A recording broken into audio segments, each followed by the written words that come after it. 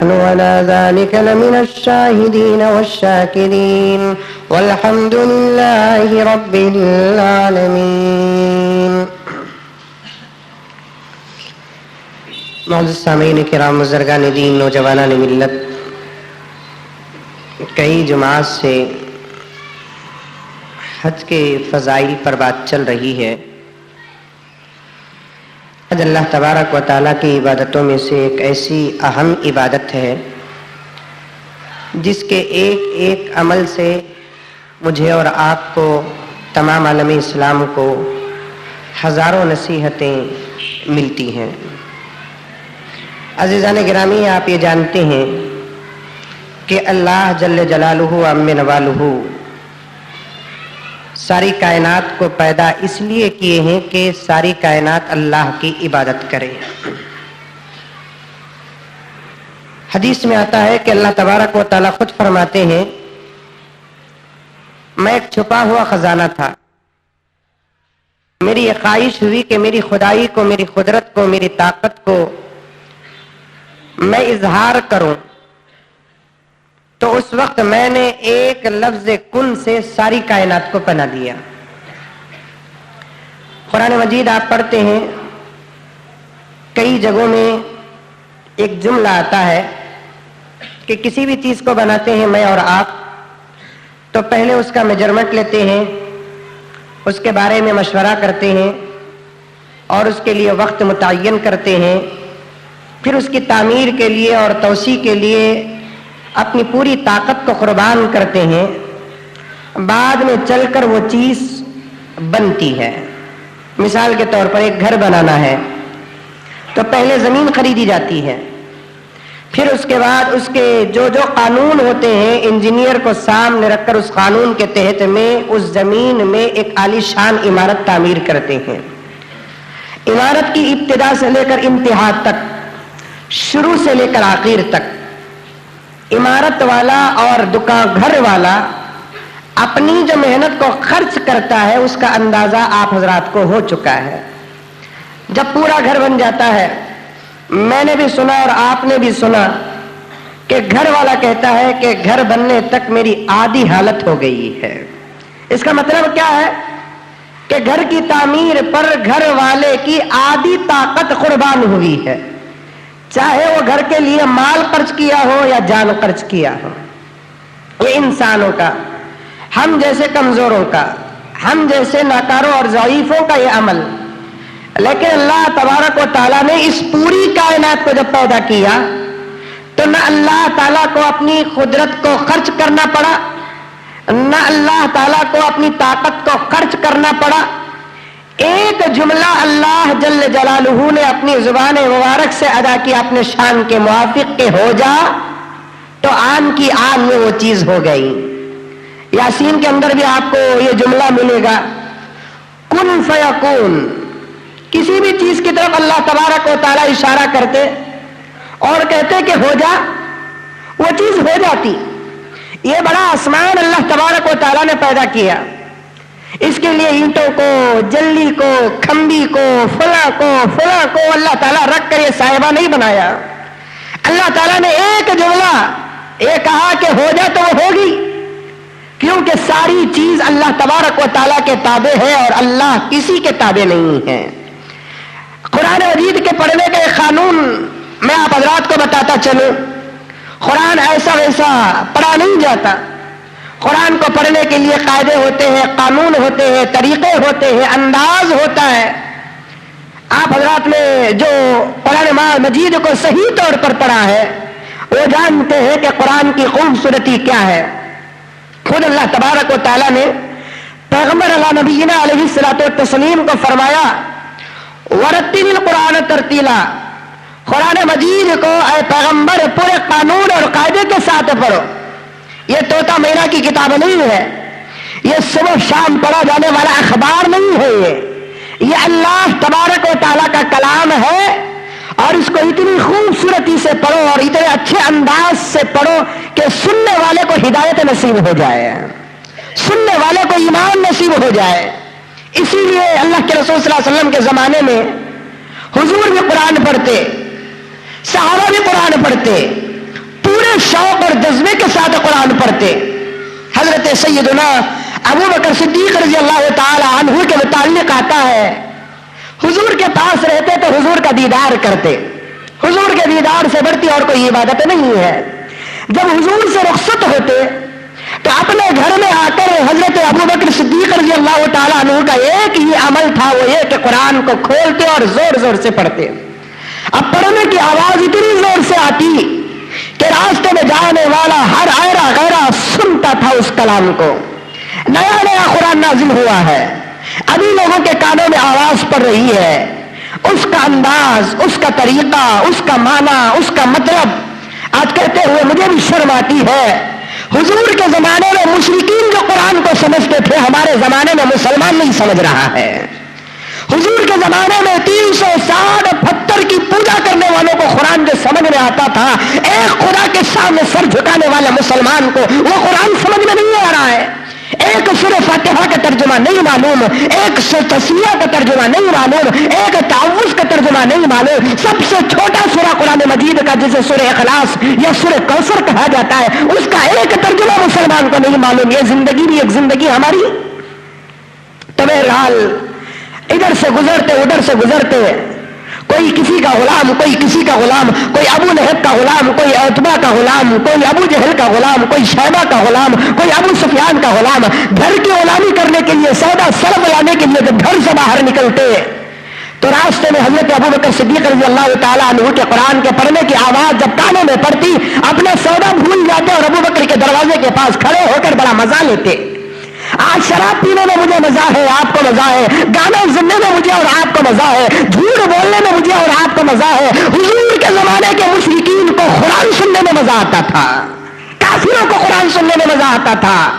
آج کی مسلمانی کیا مسلمانی ہے, آج کا ایمان کیا ایمان ہے. ابھی انہوں نے کلمہ نہیں پڑھا ہے, قرآن سن رہے ہیں. ہم کلمہ پڑھ چکے ہیں, 70 سال کے ہو چکے ہیں, ایک مرتبہ بھی ہم نے قرآن مجید کو ختم نہیں کیا ہے, ایک مرتبہ بھی.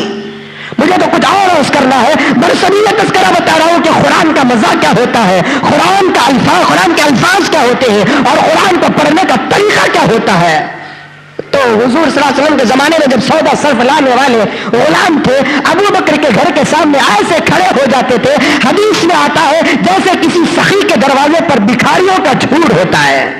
بھکاری کو معلوم ہو گیا, فقیر کو معلوم ہو گیا, غریب کو معلوم ہو گیا کہ اس گھر سے خیرات مل رہی ہے, تو فقیروں کی اور بھکاریوں کا جیسا جھرمٹ اور جیسا ایک بہت بڑا گروپ اس کے دروازے کے پاس چلا جاتا ہے. حضرت ابو بکر صدیق رضی اللہ تعالیٰ عنہ کے دروازے کے پاس جا کر کھڑے ہو جاتے تھے. کیا کرنے کے لیے؟ بھیڑ لینے کے لیے نہیں, بلکہ قرآن سننے کے لیے. ایک جماعت مشرکین مکہ کی حضور اکرم صلی اللہ علیہ وسلم کے پاس آتی ہے اور آ کر عرض کرتی ہے کہ اے محمد, ہمارا تمہارا اختلاف اپنی جگہ پر, لیکن یہ تمہارا عاشق ہے نا جسے ابو بکر کہا جاتا ہے, یہ گھر کے اندر اتنی زور سے قرآن پڑھتا ہے, اس کی آواز جب باہر آتی ہے تو ہمارے غلام سودا بھول جاتے ہیں, گھر بھول جاتے ہیں, ہماری غلامی بھول جاتی ہے. جاؤ جا کر تمہارے عاشق ابو بکر سے جا کر کہو کہ قرآن کو آہستہ پڑھے تاکہ ہمارا غلام ابو بکر کی طرف توجہ نہ کرے. حضور صلی اللہ علیہ وسلم آتے ہیں, ابو بکر کے دربار میں آتے ہیں, ابو بکر کے دروازے میں آتے ہیں, ابو بکر کے گھر کو آتے ہیں, آ کر بازو بیٹھ جاتے ہیں اور فرماتے ہیں ابو بکر قرآن تو تم بہت اچھا پڑھتے ہیں, لیکن ذرا آہستہ پڑھ لو تاکہ مشرکین کو اعتراض کرنے کا موقع نہ ملے. حضرت ابو بکر صدیق رضی اللہ تعالیٰ عنہ پورے جذبات میں آ کر جواب دیتے ہیں, یا رسول اللہ فدا کا ابی و امی, اللہ کے رسول میرے ماں باپ آپ پر قربان ہے, اللہ کا کلام اور میں آہستہ پڑھوں, اللہ کا کلام ہے اور میں آہستہ پڑھوں. آج مسلمان جتنی زور سے دکان کے اندر, ہوٹل کے اندر, مکان کے اندر گانا ڈالتا ہے, اس سے کئی درجے زیادہ زور سے ابو بکر خور کے اندر قرآن پڑھتے تھے. تو قرآن اتنے مزے کا ہے کہ پڑھنے والے کو بڑا, سننے والے کو بڑا مزہ آتا تھا. اس کے قانون اور قاعدے ہوتے ہیں. میں سمجھاؤں گا, شاید آپ کو سمجھ میں آتی ہے بات یا نہیں آتی ہے, سمجھنے کی کوشش کیجئے. قرآن کے الفاظ ادا کرنے کا بھی طریقہ ہوتا ہے, پڑھنے کا بھی طریقہ ہوتا ہے. ایک ایک حرف کی الگ الگ آواز ہوتی ہے. سین کی الگ آواز, صاد کی الگ آواز, سا کی الگ آواز, الف کی الگ آواز, حمزہ کی الگ آواز, عین کی الگ آواز, ہا کی الگ آواز, ہا کی الگ آواز. الگ الگ طریقے پر یہ نلے سے لے کر زبان کی نوک تک عربی کے 20 پر 9 الفاظ کو نکالنے کا طریقہ بھی مدارس عربیہ کے اندر سکھایا جاتا ہے.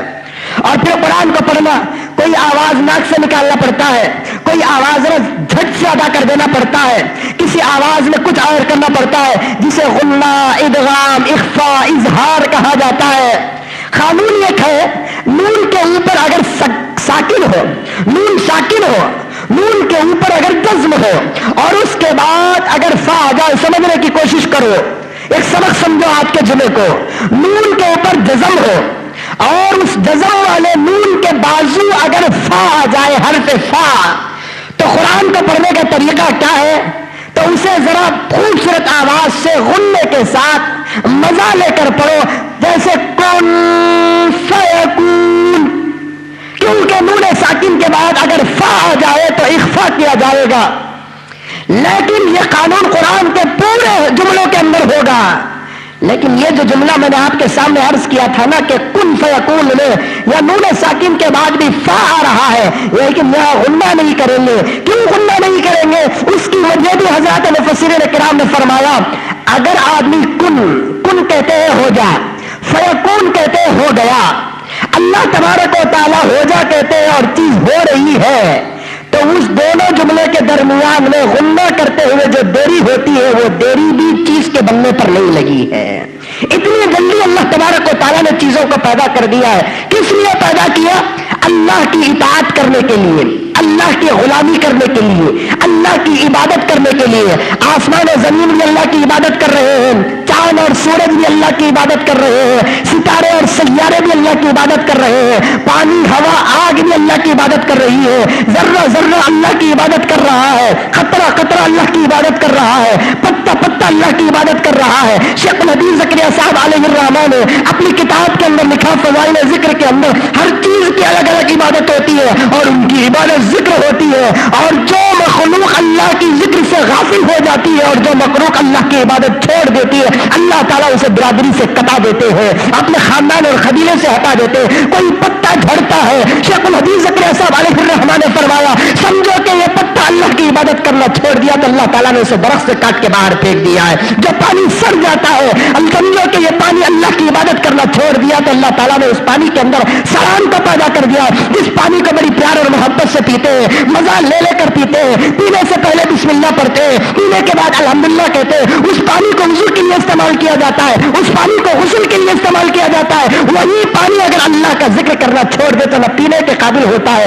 نہ وضو کرنے کے قابل ہوتا ہے، نہ غسل کرنے کے قابل ہوتا ہے۔ عزیزان گرامی، اللہ والوں نے اس حدیث کو رکھ کر یہ اچھا نقطہ بیان فرمایا، اے مسلمان، اگر تم اللہ کی عبادت کرے گا تو تیری بھی ضرورت ساری دنیا کو ہوگی، اگر تو اللہ کی عبادت چھوڑ دے گا تو تو بھی برادری سے کٹ جائے گا، دنیا سے کٹ جائے گا، قبیلے سے کٹ جائے گا، اب تیری ضرورت نہیں ہوگی۔ یہی حال ہو گیا۔ ایک زمانہ مسلمان کی ضرورت دنیا کو تھی، ایک زمانہ مسلمان کی ضرورت یہودیوں کی تھی، ایک زمانہ مسلمان کی ضرورت عیسائیوں کو تھی، ایک زمانہ مسلمان کی ضرورت ہندوؤں کو تھی، مردوں کو تھی، عورتوں کو تھی۔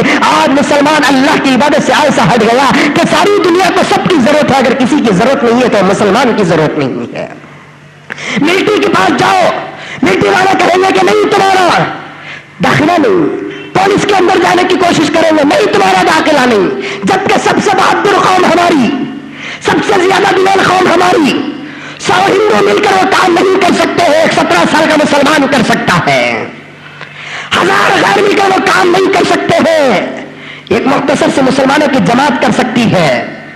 آج وہی بہادروں کو کسی میں داخلہ نہیں، وہی بہادروں کو کسی میں پرسنٹیج نہیں ملتا ہے، کیونکہ یہ قوم، یہ جماعت اللہ کی عبادت کرنا چھوڑ دی ہے۔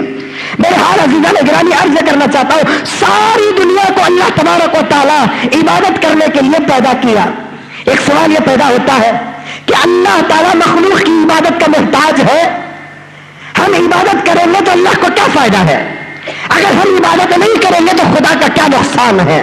اللہ والوں نے فرمایا، ساری دنیا والے مل کر اللہ کی عبادت کریں گے، خدا کی خدائی پر ایک حصہ بھی اضافہ نہیں ہوگا۔ اگر ساری دنیا مل کر خدا کی نافرمانی کرے، خدا کی شان میں کوئی کمی نہیں آئے گی، اس لیے کہ خدا کی ذات نفع و نقصان کی نہیں ہے۔ خدا کو کوئی نفع بھی نہیں پہنچا سکتا، خدا کو کوئی نقصان بھی نہیں پہنچا سکتا۔ نماز پڑھیں گے آپ ثواب پہنچاؤ، روزہ رکھیں گے آپ ثواب پہنچاؤ، قرآن پڑھیں گے آپ ثواب پہنچاؤ، جو بھی عبادت کرتے ہیں عبادت کرنے کے بعد آپ دعا کرتے ہیں اللہم اوصل ثواب ما قرأناه وما سمعناه من كلامك العزيز هذه هدية واصلة ورحمة شاملة وبركة كاملة ثم إلى روح محمد صلی اللہ علیہ وسلم خاصہ. ایسی دعا کرتے ہیں کہ اللہ نے جو پڑھا ہو یا سنا ہو اس کا ثواب تو سب سے پہلے حضور کو عطا فرما. اس کا مطلب یہ ہے کہ حضور کو بھی ثواب دے سکتے ہیں. ثم إلى أرواح جميع الأنبياء والمرسلين, اللہ اس کا ثواب سارے انبیاء اور رسولوں کو عطا فرما. اس کا مطلب یہ ہے کہ رسولوں اور نبیوں کو بھی ثواب دے سکتے ہیں. ثم إلى أرواح جميع المؤمنين والمؤمنات والمسلمين والمسلمات, اس کا مطلب یہ ہے کہ یہ ثواب سارے لوگوں کو پہنچا سکتے ہیں. کوئی آدمی نماز پڑھ کر ایک دعا کرے کہ اللہ یہ نماز کا ثواب تیرے لیے ہے, اللہ تعالیٰ تھپڑ مارے گا, ثواب تو میں دیتا ہوں, مجھے ہے کوئی مائی کا لال ثواب دینے والا؟ اے اللہ روزے کا ثواب تیرے لیے, ارے ثواب تو میں دیتا ہوں, عذاب میں دیتا ہوں, مجھے نہ کوئی ثواب دے سکتا ہے, مجھے نہ کوئی عذاب دے سکتا ہے. اللہ تعالیٰ نے عبادت کرا رہا ہے تو اس کا مقصد بھی کچھ اور ہے. اللہ بڑے ہیں ہم چھوٹے ہیں, اللہ بڑے ہیں کائنات چھوٹی ہے. ایک آدمی فیکٹری چلا رہا ہے, فیکٹری کے اندر 100 ورکر کام کر رہے ہیں, چاہے وہ چپل اور جوتے کی فیکٹری ہو, چاہے وہ کپڑے اور کسی اور کی فیکٹری ہو یا کوئی دکان ہو, 100 نوکر اس کے اندر کام کر رہے ہیں. 100 نوکر کام کرنے کی وجہ سے نوکروں کا بھی فائدہ ہے, نوکروں کے ساتھ یجمان کا بھی فائدہ ہے کہ نہیں ہے؟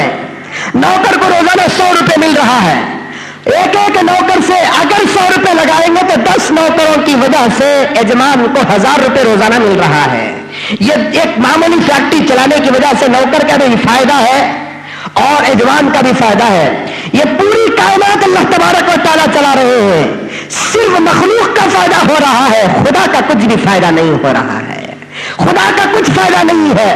نماز پڑھیں گے کس کا فائدہ, روزہ رکھیں گے کس کا فائدہ, حج کریں گے کس کا فائدہ, زکات دیں گے کس کا فائدہ. جو بھی عبادت میں اور آپ کریں گے انشاءاللہ تعالیٰ اس کا دنیا اور آخرت کو سامنے رکھ کر فائدہ کریں گے تب بھی ہمارا فائدہ, صرف دنیا کو رکھ کر کمپیئر کریں گے تب بھی ہمارا فائدہ. نماز پڑھیں گے آخرت کا کیا فائدہ, اللہ تعالیٰ جنت کو بھیجیں گے. روزہ رکھیں گے آخرت کا کیا فائدہ, اللہ تعالیٰ جنت کو بھیجیں گے. زکات اور حج کریں گے آخرت کا کیا فائدہ, جنت کو بھیجیں گے. دنیا کے اندر فائدہ کیا ہے؟ اگر کوئی آدمی مینٹل آ کر سوال کرے, کئی کو حضرت نماز پڑھنا سو, کئی کو حضرت روزہ رکھنا سو, میں کمایا سو مال میں زکات کئی کو دینا حضرت, اٹھتا دور جا کو کئی کو حضرت حج کرنا. پرسوں ایک نوجوان فون کر رہا, حضرت تمہاری تقریر میں ایک مرتبہ سنیا تھا نہیں, صبح ہی اٹھ کو اما بابا کو دیکھے تو حج کا ثواب کہتے نا, ویسا کہ تو میرے کتنے حجا ہوئے کو میرے کو پوچھتا ہے.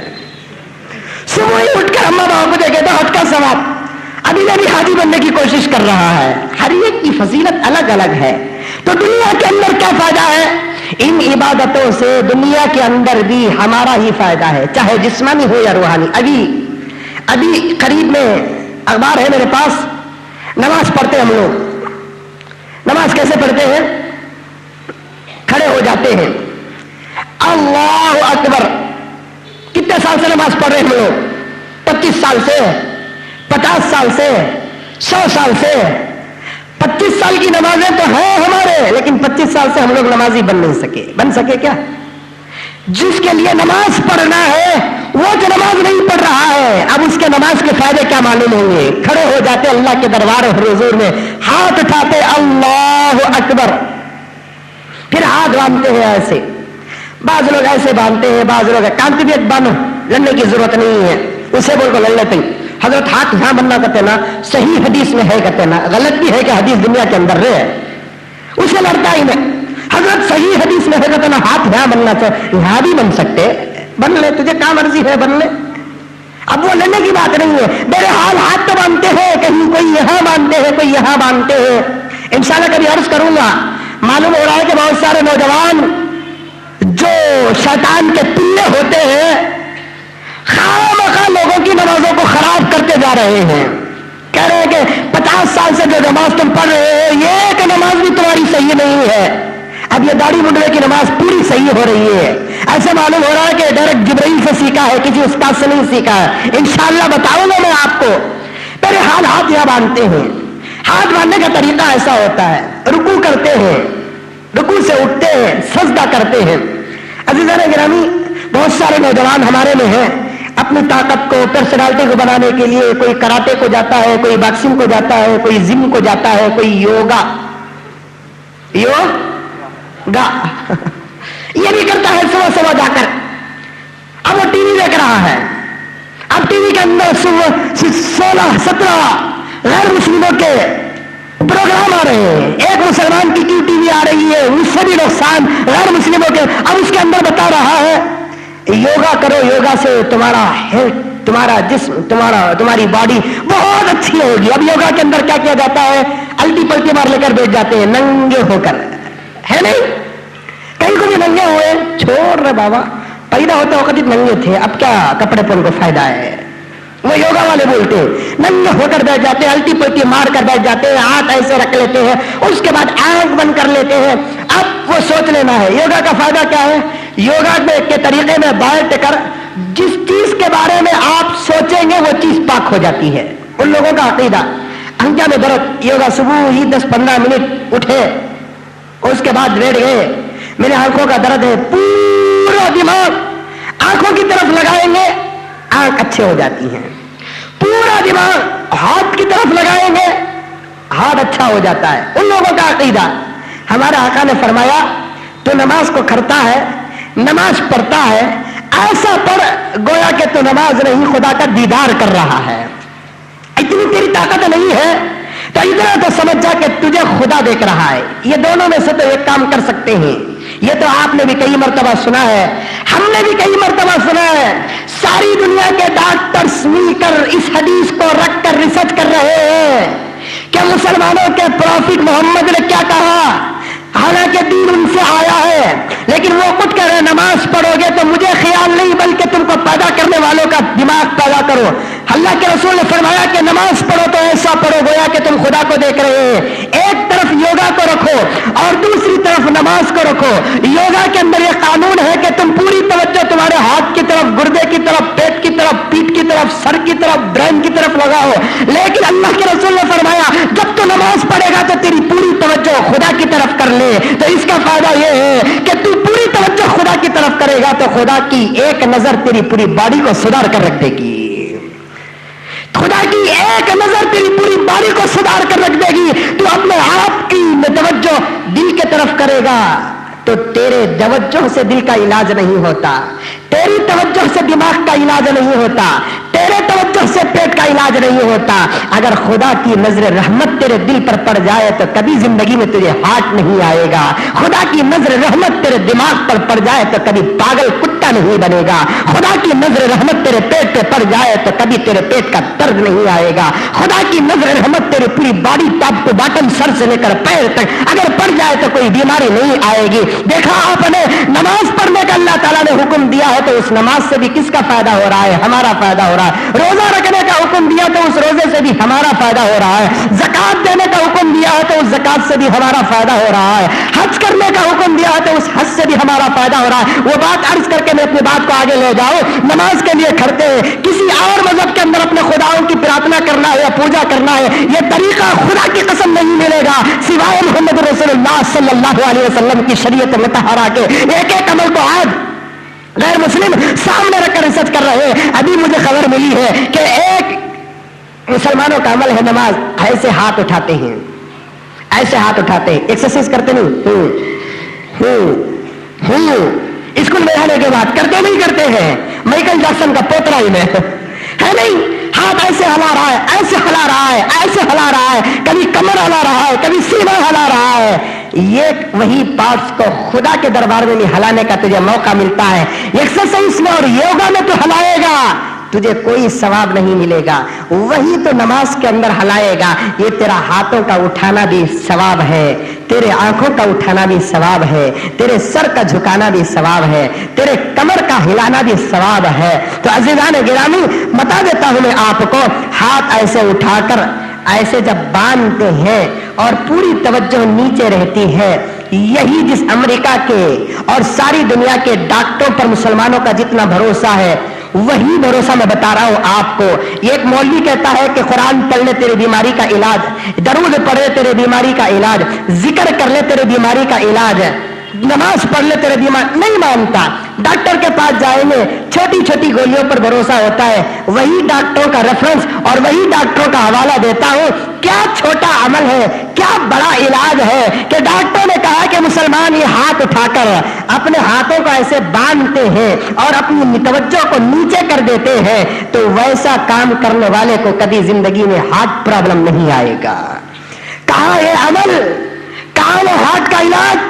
کسی کو ہارٹ کی بیماری آ گئی، دل کی 3 رگوں میں سے ایک رگ بلاک ہو گئی اور 60%، 70%، 80% اب اس کا آپریشن کرنا ہے، ڈاکٹر 2 لاکھ پوچھ رہا ہے، 3 لاکھ پوچھ رہا ہے، وہ 2-2، 3-3 لاکھ کا علاج اللہ تبارک و تعالیٰ نے نماز کے اندر رکھ دیا ہے۔ نماز کے اندر اللہ تبارک و تعالیٰ نے علاج رکھ دیا ہے کہ اپنے ہاتھوں کا ایسے باندھ، اس کے بعد تو سب رکوع کے لیے جاتا ہے۔ حضور صلی اللہ علیہ وسلم نے فرمایا کہ 3 مرتبہ تسبیح کہو۔ کیا تسبیح رکوع کی؟ سبحان ربی العظیم۔ کتنے مرتبہ پڑھنا ہے؟ 3 مرتبہ۔ اگر اور زیادہ خدا سے محبت ہے 5 مرتبہ، اور زیادہ خدا سے محبت ہے 7 مرتبہ۔ حضرت عائشہ فرماتی ہے حضور میرے گھر کے اندر نماز پڑھتے ہیں، ایسی نماز پڑھتے ہیں اتنا لمبا قیام ہوتا کہ قیام میں رات ختم ہو جاتی، کبھی رکوع اتنا لمبا ہوتا رکوع میں رات ختم ہو جاتی، سجدہ اتنا لمبا ہوتا مجھے خوف ہو جاتا کہ کہیں حضور کا انتقال سجدے کی حالت میں نہ ہو گیا ہو۔ اتنا لمبا سجدہ اللہ کے رسول علیہ السلام کرتے تھے۔ کیا وجہ ہے؟ اللہ کے رسول علیہ السلام نے لمبا قیام، لمبا رکوع، لمبا سجدہ کرنے کا حکم کیوں دیا ہے؟ اس سے خدا کی بھی عبادت ہو جاتی ہے، تو ساتھ ہی ساتھ ایک مومن مسلمان کا دنیاوی فائدہ کیا کہ اس کا ہیلتھ، اس کا جسم، اس کا باڈی رکوع کرتا ہے تو عزیزان گرامی اس کا دل آ کر لٹک جاتا ہے۔ دل آ کر کیا ہو جاتا ہے؟ لٹک جاتا ہے۔ تو ڈاکٹروں کا کہنا ہے کہ دل جب لٹکتا ہے تو اس کے اندر خون پورے دل کو دھو ڈالتا ہے اور خون دل کے پورے رگوں سے پاس ہو کر نکلتا ہے۔ لٹکنے کی وجہ سے آپ دیکھیں ہوں گے نل ہوتا نہیں، ایسے دبائے تو پانی آتا، ایسے جب دباتے ہیں تو اندر کا سوراخ اوپر بڑھتا ہے اور بڑے پائپ سے وہ سوراخ سٹ ہو کر پانی باہر نکل جاتا ہے۔ اسی طریقے سے جب دل لٹکتا ہے خون دل کے اندر سے پاس ہو کر نکل جاتا ہے۔ انسان کی بیماری کے لیے خون کا برابر دوڑ کرنا ضروری ہوتا ہے، وہی خون جا کر اگر دل کے اندر ٹک جاتا ہے اور ٹھہر جاتا ہے تو ہارٹ پیدا ہو جاتا ہے۔ کیا علاج؟ رکوع کے اندر ہارٹ کا علاج، سجدے کے اندر ہارٹ کا علاج ہے۔ بتانا میں چاہتا ہوں میرے دوستوں، پوری شریعت کو آج ڈاکٹر ریسرچ کر کے علاج بتا رہے ہیں، اسی علاج کو عبادت بنا کر آج سے 1400 سال پہلے سرور کائنات علیہ الصلوۃ والتسلیم نے امت محمدیہ کو پہنچا دیا۔ تو ہر عبادت کا علاج اور ہر بیماری کا علاج عبادت میں ہے۔ یہ عبادتیں اگر کرتے ہیں اللہ کو کوئی فائدہ نہیں ہے بلکہ دنیا کے اندر انسانوں کا فائدہ ہے۔ نماز پڑھیں گے یہ فائدہ، روزہ رکھیں گے یہ فائدہ، زکات دیں گے یہ فائدہ۔ اب سوال یہ پیدا ہوتا ہے حج کریں گے تو فائدہ کیا ہے؟ حج کیوں کیا جاتا ہے؟ جیسا کہ میں نے گزشتہ جمعہ وعدہ بھی کیا تھا، حج کی حقیقت کیا ہے؟ آخر حج کے ایک ایک عمل کو ذرا غور کر کر دیکھو، کوئی عبادت ایسی نہیں ہے جس نوعیت کی عبادت حج کی ہوتی ہے۔ قدم قدم پر قانون۔ اللہ تبارک و تعالی حج کے اندر سب سے پہلے ایک کام یہ کرتے ہیں، بندے کے کپڑوں کو نکال دیتے ہیں۔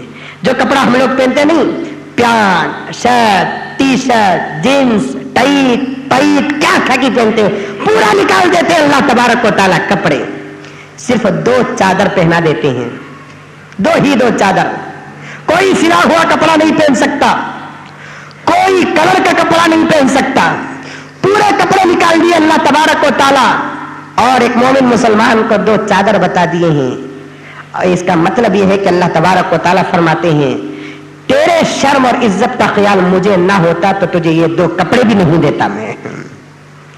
صرف ایک شرم کا ہے خیال کہ یہ 2 چادر سے اپنے شرم کی حفاظت کر لے، میرے دربار میں آئے گا تو ساری دنیا کو قربان کر کے صرف 2 چادر میں آئے گا، ورنہ دنیا اگر میرے ساتھ لے کر آئے گا تو تیری یہ عبادت بھی قبول نہیں ہوگی۔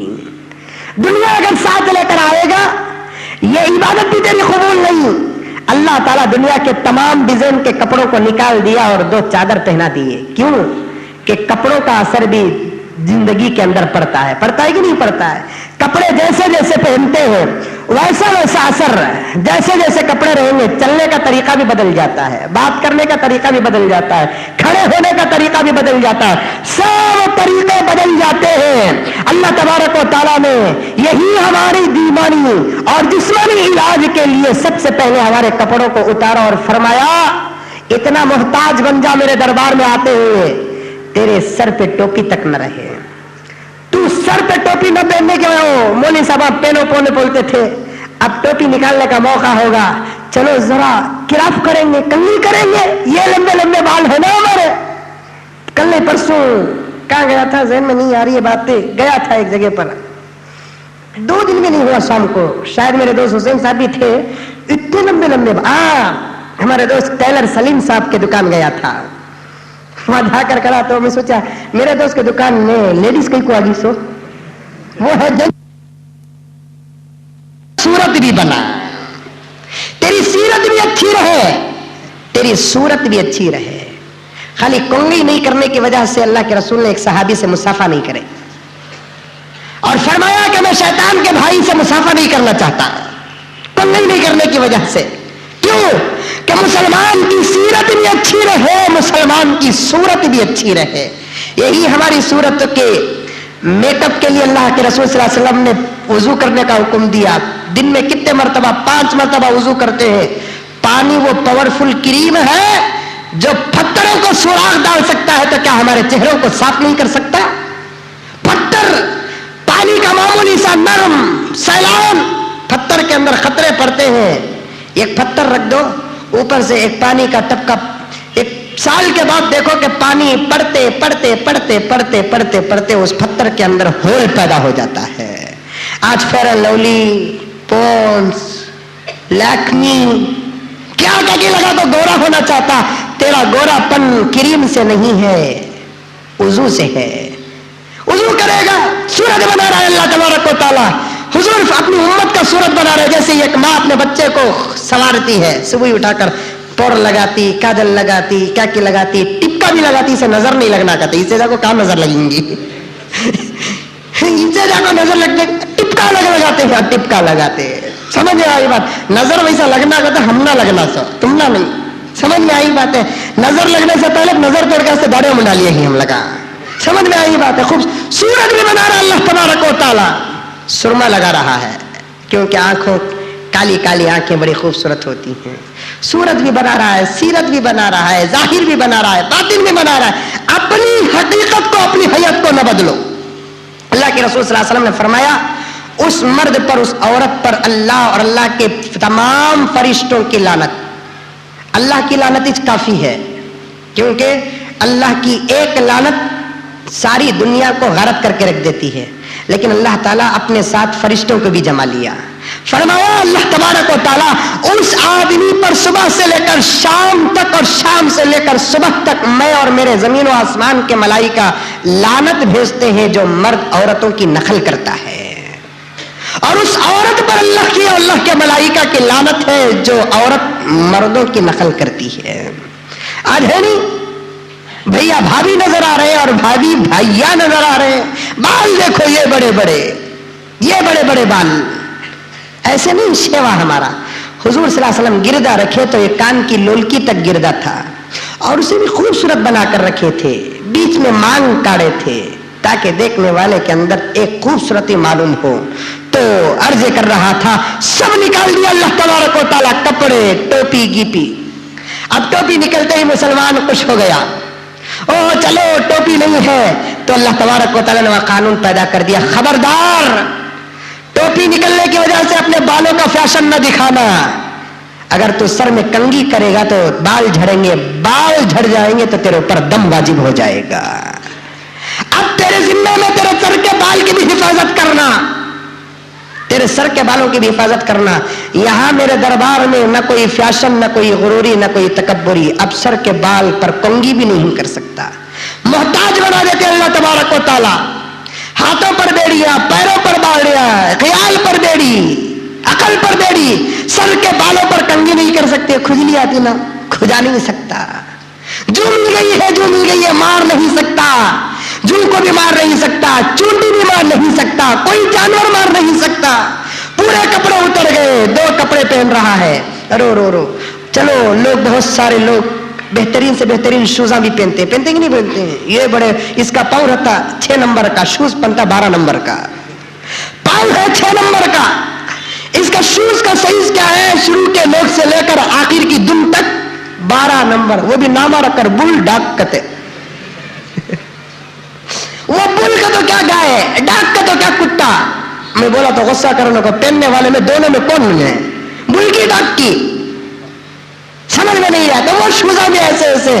اللہ تعالیٰ کو معلوم کہ بندہ کیا ہوتا ہے, کبھی کپڑوں پر فخر کرتا ہے تو کبھی شوزوں پر فخر کرتا ہے. اللہ نے قانون لگا دیا, خبردار تو اپنے پیروں پر شوز تک نہیں پہن سکتا, اس لیے کہ چپل ہر ایک کی چیز ہے, چپل بھی پہن کر آئے گا. تو چپل پر پابندی آ گئی ہے, سر پر پابندی آ گئی ہے, کپڑوں پر پابندی آ گئی ہے. اب وہ کپڑے بھی کیسے رہیں گے؟ سادے سیدھے, میل سے نکلا ہوا کپڑا کاٹے گا, لپٹ لے گا, سینے تک نہیں, سی تک نہیں سکتا ہے. چلو بھی ادھر سیون, ادھر سیون, ادھر سیون. ہمارے نوجوانوں کے پینٹا بھی شرٹاں دیکھو. ایک نوجوان کی پینٹ کی شرٹ کی دیکھا, پیٹ میں جیب, پیٹ میں جا کر جیب. ہاں کیا رکھتا تو, پیٹ میں جیب, گڑگے میں جیب, یہاں سیون, وہاں سیون. اب اللہ تبارک و تعالیٰ نے مزاج کو سمجھا اور فرمایا ایک زمانہ ایسا آئے گا کہ سیون پر بھی فخر کریں گے, تجھے سی کر بھی پہننے کی اجازت نہیں ہے. کیا مصلیتیں ہیں, سیکر تک پہننے کی ضرورت نہیں ہے, شوز بھی پہننے کی ضرورت نہیں ہے, سر میں بال میں کنگھی تک کرنے کی ضرورت نہیں ہے. اتنا محتاج بن کر میرے دربار میں آ کے دنیا دیکھے گی تو یہ سمجھے گی کہ اس سے بڑھتی فقیر کوئی نہیں ہے. کیوں؟ دنیا دیکھے گی کتنا فقیر ہے, 2 کپڑے لپٹ کر جا رہا ہے, پاؤں میں شوز بھی نہیں ہے, سر کے بال بکھرے ہوئے ہیں, بڑا پریشان ہے, یہ بڑا پریشان ہے. یہ اللہ تعالیٰ اتنا محتاج بنا رہا ہے. اس ایک عبادت سے ایک ہی نقطہ میرے اور آپ کے لیے کافی ہے کہ اللہ تبارک و تعالیٰ حاجی کو محتاج بنا کر یہ بتانا چاہتے ہیں, تجھ جیسا مالدار جب میرا محتاج ہے تو غریب کیا محتاج نہیں رہے گا. حج کو جانے والے اکثر مالدار ہی ہوتے ہیں, بہت کم لوگ ہوں گے جن کو اللہ تبارک و تعالیٰ نے اپنے فضل سے بلاتے ہیں کہ میں سمجھتا ہوں کہ 100 میں 10, 15, 20 غریب کو بھی اللہ تبارک و تعالیٰ بلا لیتے ہیں. لیکن اکثر جو جماعت کے حج کو لیے جاتی ہے وہ مالدار طبقہ ہی جاتا ہے. جاتا ہے کہ نہیں جاتا ہے؟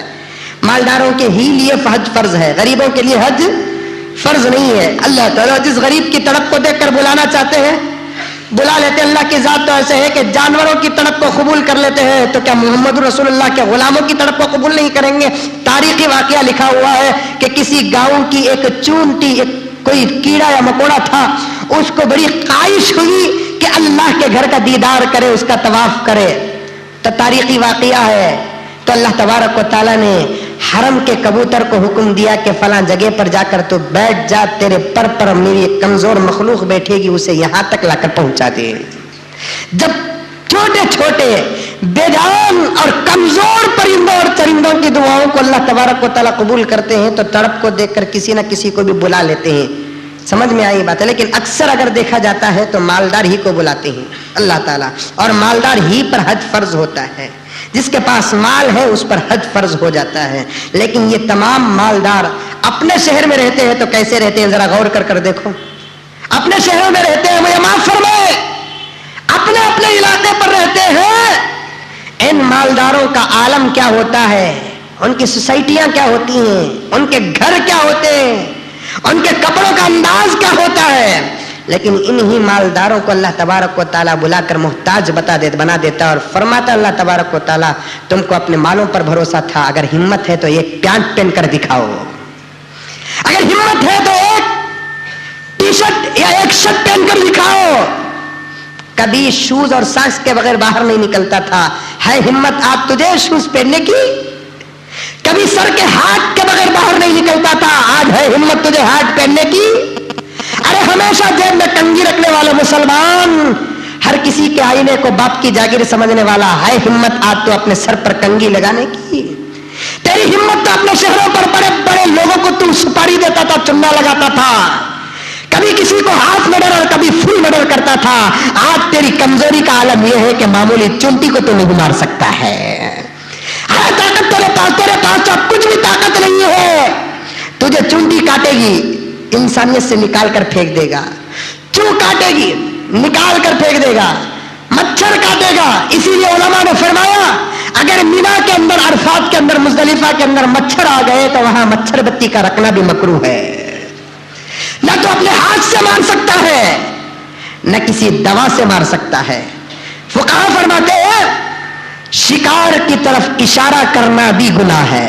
वो जाना देखो उसे मारो बोलकर बोलने वाला भी इतना मोहताज, अल्लाह इतना जलील और इतना कमजोर बना सकता है कि वहां चलती है तो सिर्फ खुदा की चलती है।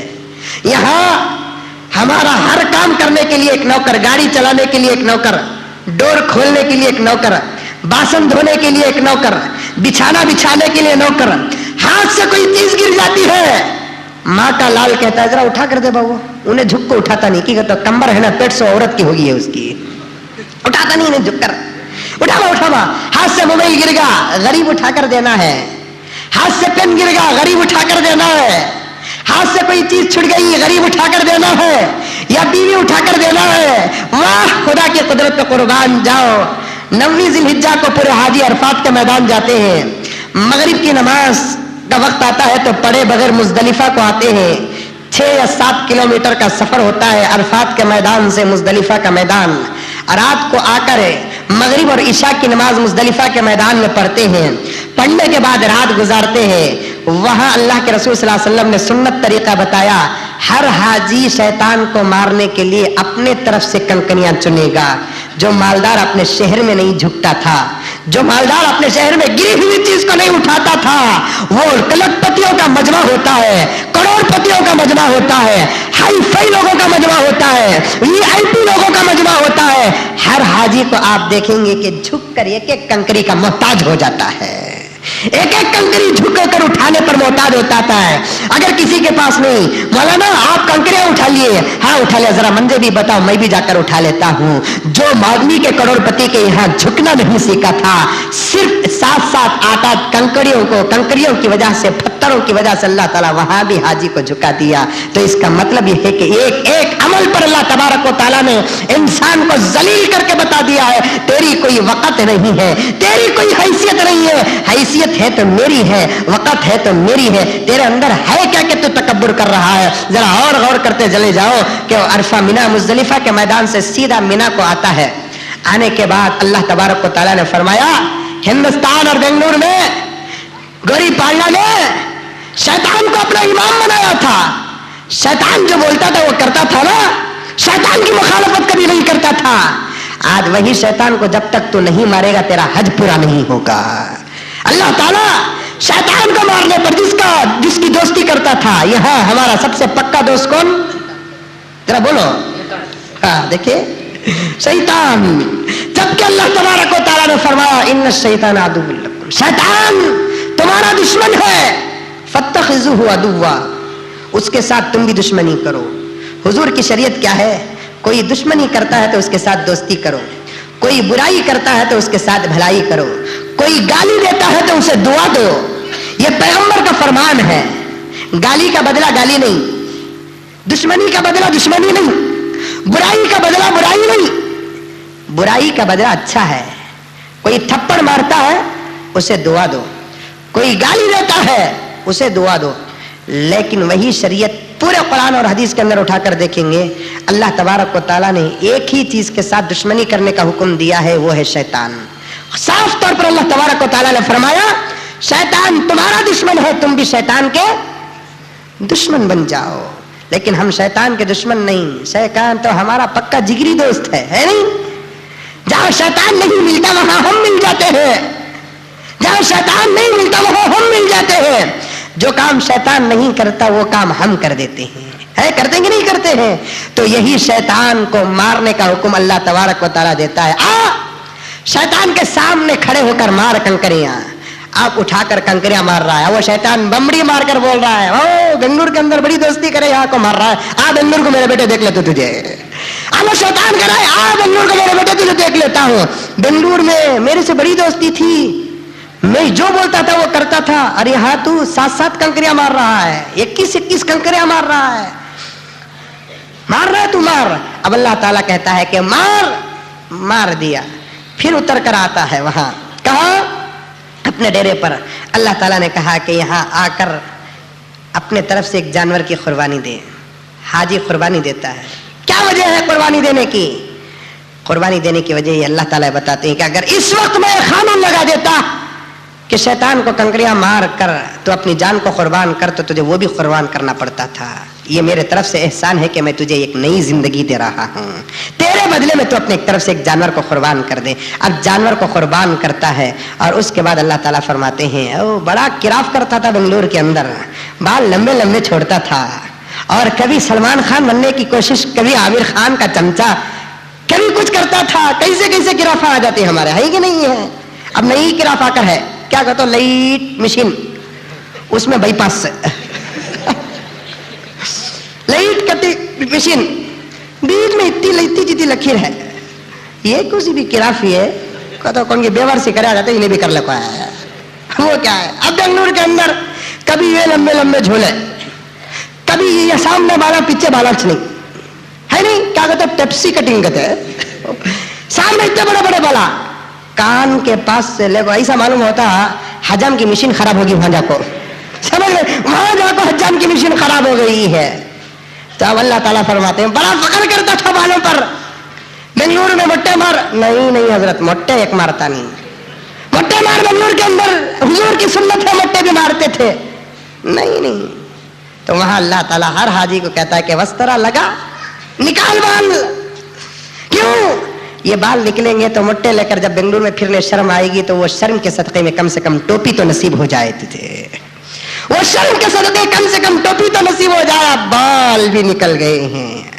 داڑیاں مناتا تھا نا, ہم ضد پہ آ جائے تو تیرے سر بھی منا کے رکھ دیں گے. اللہ تعالیٰ فرماتے ہیں داڑھی بڑے شوق سے مناتا تھا, اب ہم ضد پہ آ گئے تو تیرے سر کے بال مڑا دیے. ذرا سوچ کر دیکھ تجھے کتنی شرم آتی ہے جب تیرے سر کے بال نکلتے ہیں. جب تیرے سر کے بال نکلتے ہیں تو تجھے جتنی شرم آتی ہے اس سے زیادہ محمد کی سنت نکلتی ہے تو مجھے شرم آتی ہے. اللہ فرماتے ہیں تیرے سر کے بال جب نکلتے ہیں تو تجھے جتنی شرم آتی ہے اس سے کئی درجے زیادہ میرے پیغمبر کی سنت تیرے چہرے سے نکلتی ہے تو مجھے شرم آتی ہے. اللہ فرماتے ہیں سر کے بال منڈاتے ہوئے شرم آتا ہے, وہ ماں کا لال کبھی داڑھی کے بال منڈاتے ہوئے شرم آتا نہیں ہے. اللہ تعالیٰ بتا دیا میں ضد پہ آ جاؤں تجھے کیا نہیں کر سکتا ہوں, کیا نہیں کر سکتا ہوں. اب اللہ ایک ایک عمل بتاؤ, تفصیل کا وقت نہیں ہے ورنہ تفصیل آپ کے سامنے پیش کرتا. آپ سر کے بال بھی منڈا دیے ہیں, جا کر غسل کرتے ہیں, کپڑے نکالتے ہیں, احرام کے کپڑے نکالتے ہیں, احرام پہنتے ہیں, پھر سیدھے کعبۃ اللہ کی طرف چلے جاتے ہیں. اللہ تبارک و تعالیٰ فرما کبھی مزاروں کا طواف کرتا تھا, سیاست کے لیے بڑے بڑے سورماؤں کی کرسیوں کا طواف کرتا تھا, کبھی ایرے غیرے کو بوسہ دیتا تھا. یہاں صرف میرا طواف چلے گا, میرے پیغمبر کا بھی طواف نہیں چلے گا.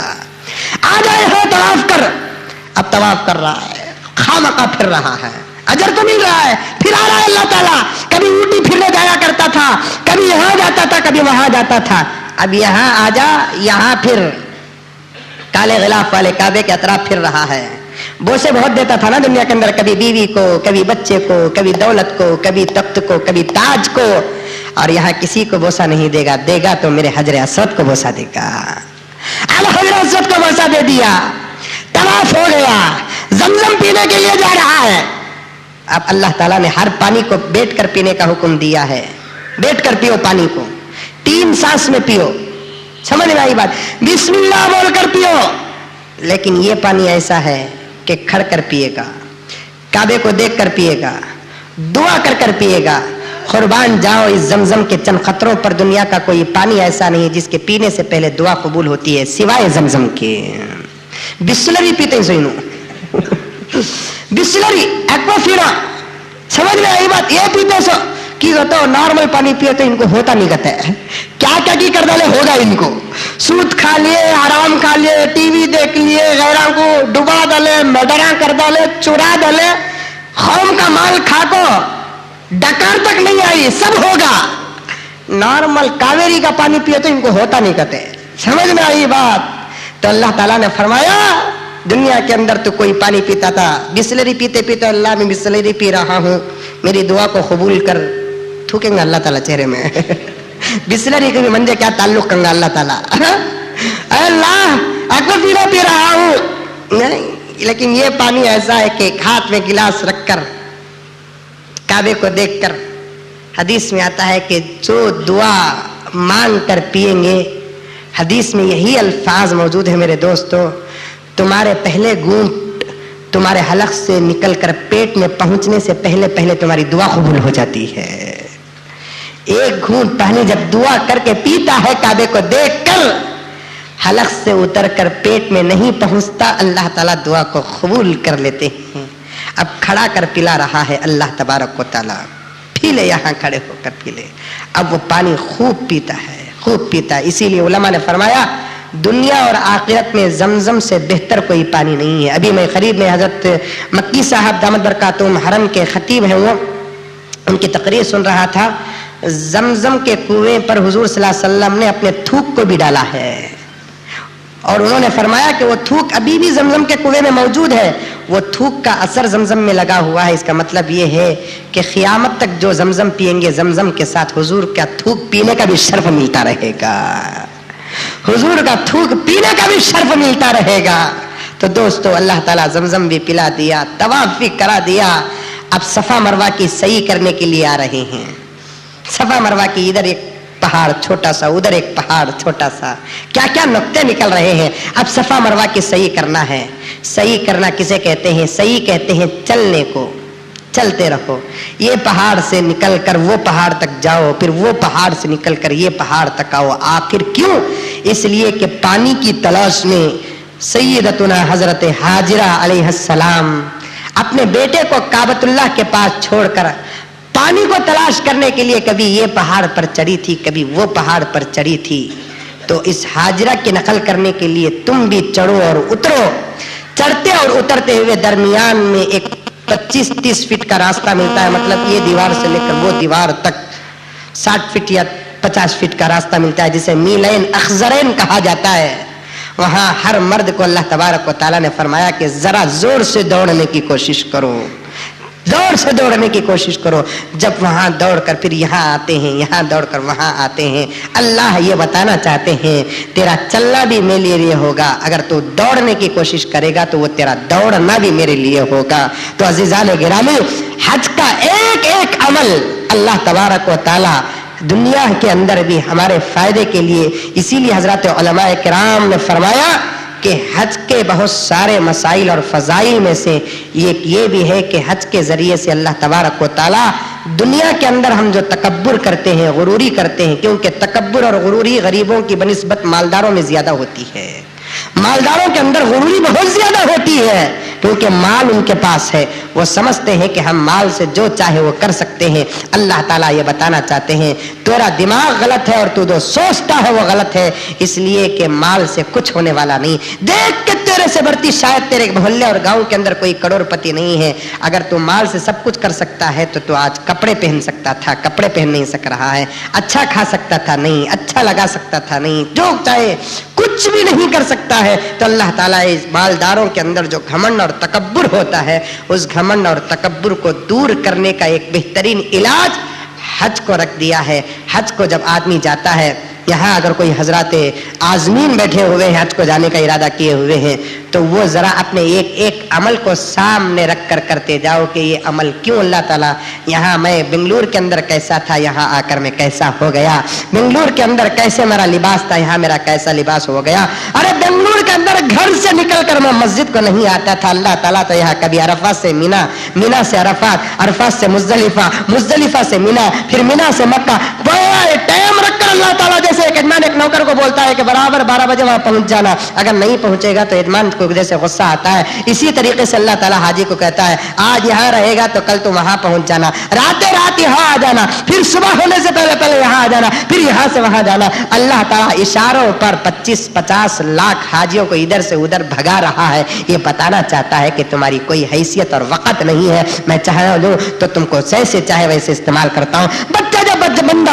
انتہائی درجے پر کمزور ہو جاتا ہے، عاجز ہو جاتا ہے، ذلیل ہو جاتا ہے، رونا پلانا شروع کر دیتا ہے، یقیناً رونے کا مزہ بھی آتا ہے تو وہاں آتا ہے میرے دوستوں۔